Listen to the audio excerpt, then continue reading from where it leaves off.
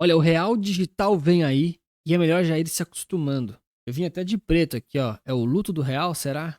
Não é pra tanto. Mas o Drex vem aí e com ele vem muitas promessas de melhoria, muitas praticidades de vantagens, várias facilidades, mas também com ele vem uma série de riscos ocultos e é muito interessante você, investidor, desde já estar ciente do que é esse projeto, o que ele significa na prática, o que ele está mirando e o que ele pode se transformar caso as coisas vão para um lado não muito interessante. Olha, para a gente começar aqui o conteúdo, a gente tem que entender o que é uma CBDC, né? Ou em inglês CBDC. Basicamente é uma Central Bank Digital Currency, é uma moeda digital de banco central. É mais ou menos isso que significa. Qual que é o ponto? Na atualidade, praticamente todos os países do mundo e todos os grandes bancos centrais relevantes, aqueles que de fato têm algum dinheiro e mexem em alguma coisa na economia, eles estão se movimentando para terem as suas próprias CBDCs, né? Por que eles estão fazendo isso? Quando um banco central precisa emitir dinheiro hoje em dia, ele já tem várias formas de fazer essa impressão de dinheiro. Às vezes é física, mas hoje em dia é tudo digital, tem a questão da dívida, tem uma série de formas e de mecanismos para esse tipo de coisa. Mas qual que é o ponto todo com uma moeda digital do próprio governo ou do próprio Banco Central? Você permite que o dinheiro seja programado, programação eletrônica mesmo, como se fosse um programa de computador. E isso é muito legal porque abre uma série de coisas boas e possibilidades e praticidades que podem acontecer, mas também abre uma série de precedentes que não são tão interessantes para alguns casos. Nesse mapa aqui a gente tem os principais países do mundo aqui já com um estágio relativamente avançado dos seus primeiros testes de CBDCs, né, CBDCs. Então o que a gente percebe? Esse pessoal aqui em verde, como o Brasil, a China, aqui, né, a Rússia, esses países aqui eles já estão em nível de piloto. São os países que já estão fazendo testes com as suas moedas centrais digitais. E por que isso é importante? Porque são países que estão começando a experimentar essa tecnologia de forma um pouco mais avançada. Ainda tem uma série de outros países que estão se desenvolvendo aqui, tem alguns que estão em desenvolvimento, né, pesquisa mesmo, e ainda tem aqueles que estão em mera pesquisa, né, não estão nem começando a desenvolver. Alguns poucos já chegaram a lançar, tá? Mas são as exceções, eu não vou nem comentar muito porque não é o ponto aqui. Então, uma das bandeiras que os governos defendem aí de vantagens que esse dinheiro digital e programado consegue fazer é a questão de ter uma maior segurança no pagamento das coisas, ter uma rastreabilidade perfeita de onde é que veio o dinheiro, para onde é que ele foi, com quem que ele está, e também vai facilitar muito a questão da transferência de valores ou até mesmo algumas questões fiscais e de impostos. Comenta aí para mim se você acha que o Drex vai facilitar a sua vida ou se vai deixar o bolso do brasileiro um pouquinho mais pesado com impostos. O ponto todo é que é um movimento global, então já tem 134 países aqui, praticamente 98% aí do mundo, em termos de PIB, já está explorando essas tecnologias de CBDCs. Em relação aos países do G20, que são os países mais importantes economicamente do mundo falando, 19 deles já estão em estágios avançados dessa exploração, inclusive 13 que já estão em piloto, né, que somos nós aqui, junto com alguns outros países. Aí tem uma série de projetos aqui, né? Agora, se não me engano, é dos Estados Unidos. Aqui, isso mesmo. Tem o Digital Euro, uma série deles. E aí eles ainda fazem aqui uma animaçãozinha para ver quem chega primeiro no dinheiro digital dos bancos centrais, né? Porque já tem Bitcoin, já faz acho que 15 anos e o pessoal ainda não caiu na real. Aí aqui eles ainda colocam alguns gráficos de quanto daquele dinheiro já aumentou com o passar do tempo, do tipo, tô criando inflação para o seu dinheiro se desvalorizar cada vez mais. Certo, mas e sobre o Drex, né? Como é que vai ser isso? Então, informações do Banco Central, né, pessoal? É o real né, da moeda brasileira oficial em formato digital. Teoricamente não vai mudar nada, né? Vai ter o mesmo valor e a mesma aceitação do real tradicional. Vai ser regulado aqui pelo Banco Central e emitido somente em sua plataforma, como o real brasileiro atualmente é também. Tem as mesmas garantias de segurança do real tradicional e depende de um banco ou de uma outra instituição para o seu uso pelo cidadão. Tá bom. Aí aqui eles já tem um diagramazinho, como é que vai funcionar, o banco A, banco B, como é que vai funcionar esse giro aqui, bem simplificado, Mas no geral vai ser um sistema de pagamentos. Dentro dele provavelmente vai ter o Pix, vão ter uma série de outras questões de pagamento, facilidades e também burocracias. Ok, já está claro que existem várias questões positivas que podem vir do Drex, questões de facilidade, segurança e transparência, mas com o passar dessas últimas semanas foram levantados muitos receios pela comunidade econômica mais liberal em relação a essas moedas em geral. Agora, eu não estou falando do Drex, tá bom? Eu estou falando geral dessas CBDCs e o Drex teoricamente se enquadra como uma delas. Para vocês terem noção, na Flórida, nos Estados Unidos, o governador lá do estado, ele chegou a proibir moedas desse tipo lá, porque elas são muito boas por um lado, mas elas podem ser muito autoritárias por outro. Quando você não extingue o papel moeda, você não tem o controle total do dinheiro que roda pelo país. O papel moeda ele é irrastreável, ele pode estar aqui comigo, pode estar ali com outro, posso comprar alguma coisa no supermercado, posso fazer o que eu quiser e pouca gente vai saber disso. Mas quando ele é digital, ele é extremamente rastreável e controlável.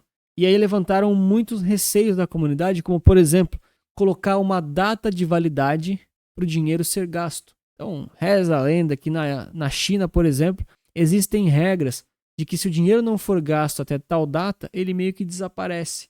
Ou seja, você é incentivado a não acumular nada.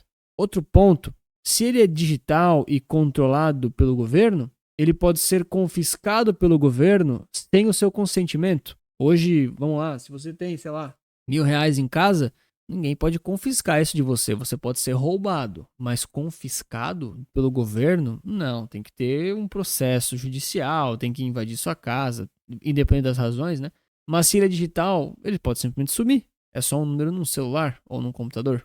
Outros receios, né? Abatimento automático aí de saldos, dívidas, taxas, impostos, contribuições sindicais e outras questões que você não é que você não queria pagar para dar o calote, não é isso, mas outras questões que hoje em dia você não tem, mas que magicamente pode surgir e começar a ser obrigatório. Daí você não tem escolha de dizer sim ou não, porque antes de você receber o seu salário ou o dinheiro de uma venda, por exemplo, você já teve aquele desconto. E isso não é muito interessante.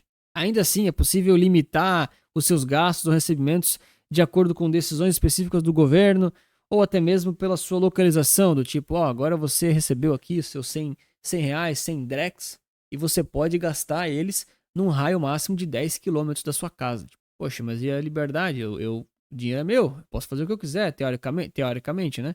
Mais receios, né? É possível que exista aí um conhecimento profundo de consumo e de gastos das pessoas. Então, hoje em dia, a gente já sabe mais ou menos o que as pessoas gastam, quanto elas gastam em cada classe de ativos, em cada tipo de consumo, mas vai ser ainda mais bem detalhado, né? Quase como se houvesse um super BI, né? Um estudo mega específico sobre o seu dinheiro, o seu bolso, o seu horário, os seus gastos, a sua idade, a sua vida por completo. E não é só você, é de todas as pessoas do mundo. Isso é preocupante, porque quando alguém tem muito acesso a muitos dados que são muito sensíveis, podem ser criados produtos ou leis que se aproveitam disso tudo para te atrapalhar. E ainda tem o caso do tipo, vai que vira Brasil, né? Primeiro, tem uma empresa que ela está sendo condenada por algum tipo de corrupção ou tipo de problema. Tá bom. Daí, tudo que ela recebe foi bloqueado e confiscado de forma ultra prática, sem precisar de muitos processos ou de muito burocracia no banco. Depois, todos os valores a receber dela são diretamente redirecionados para outra conta ou para outro lugar. E aí você simplesmente não consegue mais comprar de uma empresa específica. Mas por questões legais, né? Ela foi condenada. Daí passa mais 5, 10 anos e simplesmente empresas que são inimigas políticas, ou pessoas também, né? Do governo, ou enfim, dos órgãos reguladores, eles também podem ser perseguidos de forma muito fácil. É quase como se houvesse uma prisão sem paredes pelo seu dinheiro. E aí é possível que você realmente fique sem nada, porque está tudo digital. E quem controla aquilo é o governo. E talvez você concorde com o governo e confie muito nele. Mas no geral não é tão bom assim você deixar toda a sua vida e toda a sua economia com o governo. O governo geralmente é irresponsável com contas públicas. Então talvez você não goste do Drex ou do Real, mas talvez você goste desse vídeo. E aí você pode deixar o like e se inscrever para ajudar. É importante a gente saber que o Drex ele vai vir de um jeito ou de outro. Não tem muito como fugir.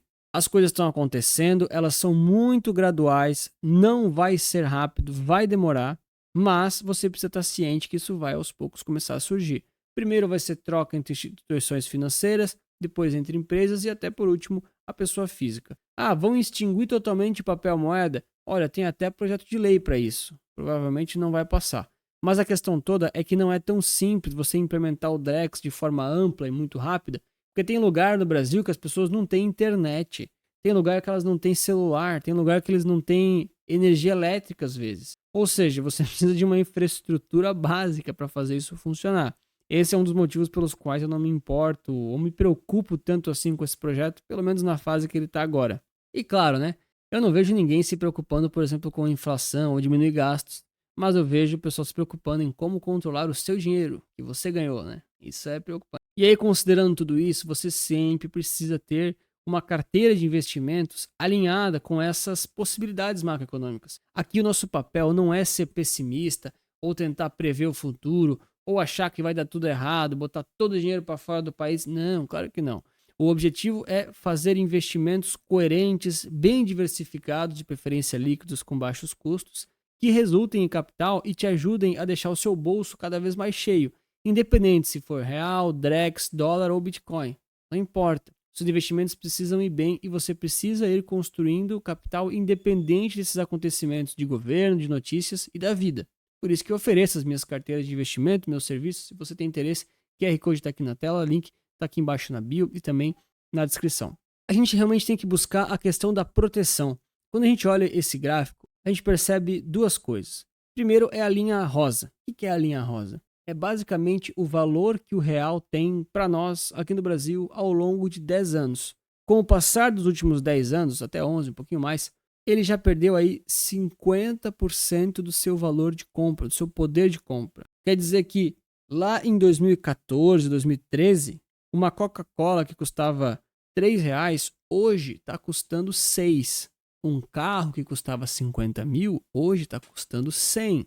Um terreno que custava 400, hoje está custando 800, 1 milhão. Eu sei que terreno não é IPCA, mas vocês entenderam. Ao contrário do real, olha só essa linha azul. Ela é o dólar corrigido pela inflação brasileira. Ou seja, quem ficou dolarizado nesse período de 10 anos teve um ganho de capital de 60%. Não é manter o valor de compra, é ganhar capital, é realmente conseguir comprar mais. Beirou a ser deflacionário.